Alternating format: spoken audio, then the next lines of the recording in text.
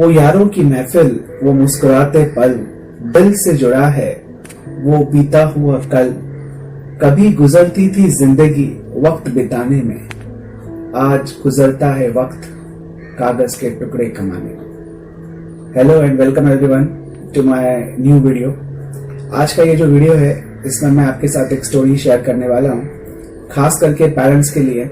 ये स्टोरी उनको बताएगी कि अपने बच्चों के डिमांड्स के साथ कैसे मीट किया जाता है। मतलब बच्चा अगर आके डिमांड कर देता है कि भाई मुझे ये चीज चाहिए, तो पेरेंट्स को ऑफेंड नहीं होना चाहिए, किस तरीके से उनके साथ डील करना चाहिए, ये आज आपको ये कहानी बताएगी। ये कहानी आज से कुछ 30-40 साल पुरानी है, मैंने भी किताब में पढ़ी थी, तो आज आपके साथ शेयर करता हूँ। ऐसा है कि एक जगह पर एक फार्म हाउस होता है जहां पर एक कपल रहते हैं, ठीक है।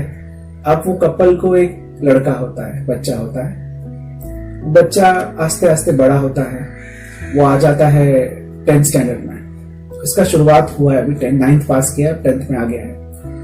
अब क्या है ना, इसमें जो पिताजी है ना, वो सुबह 7 से लेकर 3 बजे तक एक जॉब करते हैं और उसके बाद में खेती बाड़ी का भी काम करते हैं, क्योंकि खुद का फार्म हाउस है। अब जो इसमें माँ है वो हाउसवाइफ है, उन्होंने घर का कामकाज और जो भी बच्चे का पालन पोषण जो भी होता है वो उसके पीछे व्यस्त रहती है। तो एक दिन वो जो लड़का है स्कूल से वापस आता है, 10th स्टैंडर्ड का स्टार्ट हो गया, स्कूल से वापस आता है और कहता है, पापा मैं कॉलेज नहीं जाऊंगा, मैं खेती बाड़ी करूंगा और ज्यादा पैसे कमाने के लिए मैं अस्तबल खोल लूंगा। वहां पर मैं घोड़ों को लाऊंगा, उनको पाल पोस के बड़ा करूंगा और उनको अच्छे दामों में बेचूंगा, बहुत पैसे वाला बनूंगा। अगर कोई और पेरेंट्स होते तो शायद ऑफेंडेड होते कि इस तरीके से अपने भविष्य के बारे में कैसे तुम फैसला ले सकते हो, तुम्हारी उम्र ही क्या है, तुमको पता है क्या है कि खेतीबाड़ी क्या होती है, क्या होता है अस्तबल चलाना, घोड़ों को पालना पोसना, बड़ा करना और उनको बेचना। एक्सपीरियंस था नहीं, लेकिन फिर भी उस लड़के ने जिस कॉन्फिडेंस से कहा, माँ बाप बहुत अच्छे थे। ये स्टोरी मैंने आपको कहा ना, बताएगी कि आप कैसे डील कर सकते हैं अपने बच्चों के ऐसे डिमांड्स के साथ, वियर्ड डिमांड्स के साथ। तो हुआ ये कि पिताजी ने बहुत शांति से उसकी बात को सुना और बहुत शांति से कहा उनको, उस बच्चे को कहा, बेटा कोई बात नहीं, हम कल इस टॉपिक पे बात करेंगे। अब पहले मैं आपको बताता हूँ, ये जो माँ बाप है इन्होंने पढ़ाई ज्यादा नहीं की, स्कूल लेवल तक पढ़ाई की। जब इनको ये बच्चा पैदा हुआ था, बचपन से ही माँ बाप की इच्छा थी कि हम कॉलेज नहीं गए तो क्या हुआ, हमारा जो बच्चा है वो जरूर कॉलेज की पढ़ाई करेगा। लेकिन आज इस बच्चे ने सामने आकर जब ये बात बोली कि मैं कॉलेज जाना नहीं चाहता, पढ़ाई करना नहीं चाहता, पेरेंट्स की जो भावनाएं थी उनको चोट पहुंची थी। लेकिन फिर भी ना तो माँ ने कुछ बोला उस समय, ना तो पिताजी ने कुछ बोला। सीधा सीधा कहा, हम कल इसके बारे में बात करेंगे। अब कुछ सोच समझकर पिताजी ने अगले दिन उससे बात की और कहा कि बेटा कोई बात नहीं, हम तो चाहते थे कि तुम कॉलेज जाओ, पढ़ाई करो, क्योंकि हम इतने पढ़े लिखे नहीं है और मैं इसीलिए तो दो काम करता हूँ, सुबह जॉब पे भी जाता हूँ, शाम को खेती बाड़ी भी करता हूँ। इतने पैसे जो भी मैंने कमाए जमा किए तुम्हारे लिए किए थे क्योंकि तुम कॉलेज जा सको। लेकिन ठीक है, अब तुम्हारी इच्छा अगर ये है कि तुम घोड़ा खरीदना चाहते हो, अस्तबल खोलना चाहते हो, खेतीबाड़ी करना चाहते हो, तो कोई बात नहीं, चलो मैं तुम्हें लेकर चलता हूँ। मेरे एक दोस्त का अस्तबल है, वहां जाकर हम घोड़ा खरीद कर लाते हैं। जब वहां वो गए तो पिताजी ने एक सजेशन दिया, कहा तुम घोड़ा मत खरीदो, तुम एक घोड़ी खरीदो।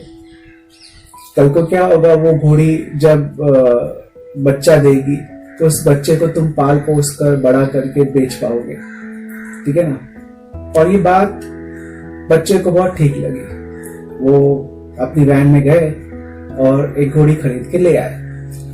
आते ही पिताजी ने कहा, अपना खुद का फार्म हाउस, मतलब जो खेत वगैरह है, फार्म है, तो तुम एक काम करो, खेत में एक जगह पर, छोटी सी जगह पर एक बान यानी एक शेड बना लो, जहां पर तुम अपनी इस घोड़ी को रखोगे और रोज सुबह इसको तुमको नहलाना धुलाना है, चारा देना है, खाना वाना जो भी उसका है, सब पालन पोषण तुम करो। और ये खेत जो है ये भी मैं तुम्हारे ऊपर सौंप देता हूँ, अब 1 साल तक तुम ही खेती बाड़ी करो, जैसे करना है, मैं अपने जॉब पे जाऊंगा, जॉब से आऊंगा, तुम सब कुछ संभालो। तो क्या होगा, साथ साथ में तुम अपनी जो अपनी पढ़ाई है 10th स्टैंडर्ड है वो भी तुम कंप्लीट कर लोगे, और तुमको 1 साल तक एक्सपीरियंस मिल जाएगा कि खेती बाड़ी क्या होती है और जो घोड़े हैं, घोड़ों का पालन पोषण क्या होता है। लड़के ने बहुत अच्छे से इस चीज को एक्सेप्ट कर लिया। अब वो पूरे ही जोश के साथ, पैशन के साथ अपने काम पे लग गया। लेकिन कुछ महीनों में उसको ये चीज का एहसास हो गया कि खेती बाड़ी उसके बस का रोग नहीं है। क्यों? ट्रैक्टर चलाना, आप ना लॉन्ग ड्राइव पे जाते हो तो बात अलग है, सीन सिनेरियो चेंज होता रहता है, 400, 500, 600 किलोमीटर जब हम जाते हैं। लेकिन अगर हम एक ही जगह पर आपको बोले कि लगातार राउंड लगाते रहो, तो थोड़ा सा वो मोनोटोनस हो जाता है। वो लड़का भी कंटाल गया था ट्रैक्टर चला के। और तो और फिर उसको पानी जो होता है खेतों पर, सुबह उठकर जाना पड़ता है पानी देने खेतों पर, शाम को जाना पड़ता है स्कूल से लौटकर, और तो और वो जो घोड़ी है उसकी देखभाल करनी पड़ती है। ऐसे करते करते ना 1 साल गुजर गया।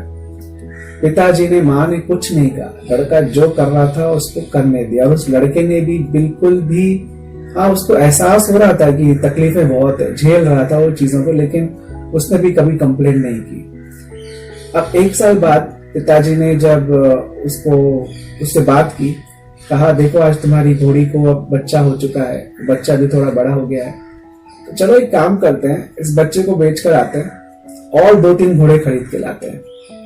और अब तुम तो कॉलेज जाना नहीं है, तुम्हारे एग्जाम हो चुके हैं, कोई बात नहीं, चलो तुम बोलो तो हम नया ट्रैक्टर जो भी है खरीद के मैं तुम्हें देता हूँ, और अच्छे से खेती बाड़ी करो, नए जो टेक्नोलॉजिकल डेवलपमेंट है वो सब तुम्हें सिखाता हूँ, एग्रीकल्चर कोर्सेस में तुम्हें मैं एडमिशन दिला देता हूँ। पिताजी ने उसको कहा चलो कहीं घूमने चलते हैं, और घूमने के बहाने उन्होंने ये सारी चीजें बच्चे के साथ अपने डिस्कस की। एक जगह जाकर वो लोग पहाड़ी पर बैठे थे, और पिताजी ने जब उसको कहा चलो मैं तुम्हारी एडमिशन कराता हूँ एग्रीकल्चर कोर्सेज में वगैरह में, तब उस लड़के ने अपनी बात जो थी, दिल की बात पिताजी के सामने रखी और कहा पिताजी ऐसा है, खेती बाड़ी मुझे बहुत पसंद है, सच में मुझे बहुत अच्छा लगता है, आनंद आता है खेती करने में, फसल उगाने में, लेकिन क्या ना इससे भी अच्छी कुछ चीजें हैं जो मैं कर सकता हूँ। पिताजी ने कहा घोड़ो, हाँ जो तुम कह रहे थे घोड़ों को पाल पोस के बड़ा करना है, वो करेंगे और घोड़े खरीद के लाते हैं। उसने कहा ऐसा है ना कि देखो ना, आप वो जो घोड़ी हम खरीद के लाए थे उसने बच्चा दिया, जो प्यार है ना उस घोड़ी में और उसके बच्चे में, वो देखकर मेरा मन नहीं करता कि मैं उनको जुदा करूं, बच्चे को बेच दूं, या माँ को जो घोड़ी थी उसको मैं कहीं बेचूं, किसी काम काज के लिए किसी को दे दूं। मेरा मन नहीं करता कि दोनों को मैं अलग करूं। तो पिताजी ने कहा तो फिर तुम करना क्या चाहते हो? तब जाकर उस बच्चे ने कहा कि शायद मुझे कॉलेज ही जाना चाहिए, क्योंकि पढ़ लिख कर मैं कुछ और कर सकता हूँ, जैसे आप जॉब करते हैं, शायद मैं भी कुछ अच्छा जॉब कर सकता हूँ जो इससे बेहतर होगा। पिताजी ने कुछ नहीं कहा, वो सिर्फ मुस्कुराए और कहा शायद तुम्हें अब समझ में आ ही गया कि क्या होता है खेती बाड़ी करना और घोड़ों को पाल पोस के बड़ा करना। एनीवेज, ये कहानी ऐसी है, यहीं पर ये कहानी खत्म होती है। आपने देखा कि कितने अच्छे तरीके से, भले 1 साल लगा, लेकिन 1 साल बाद जाकर उस बच्चे को समझ तो आई कि उसके पिता कितने बॉडी से समझदार है, विजडम से भरे हुए हैं। ये रिश्ते टूटते तब है जब हम क्या करते हैं, पेरेंट्स ज्यादा करके जो है, बच्चे ने आके कहा नहीं और हमने बोल दिया नहीं हम नहीं करने वाले, हम नहीं करेंगे। ऐसा मत कीजिए, टेक टाइम। उनसे यही कहिए कि हम 1-2 दिन में इस टॉपिक पर बात करते हैं, तब तक सोचिए क्या आपको उस टॉपिक, जो भी वो बात आपके सामने लाए हैं, उसके बारे में आपको क्या करना है, कैसे डील करना है, जैसे मैंने अभी स्टोरी में बताया, और उस तरीके से डील कीजिए। अंत में मैं यही कहूंगा, शाम सूरज को ढलना सिखाती है, क्षमा परवाने को जलना सिखाती है। शाम सूरज को ढलना सिखाती है, क्षमा परवाने को जलना सिखाती है। गिरने वाले को होती है तकलीफ तो बहुत, गिरने वाले को होती है तकलीफ तो बहुत, लेकिन ठोकरें ही तो इंसान को चलना सिखाती है। Thank you.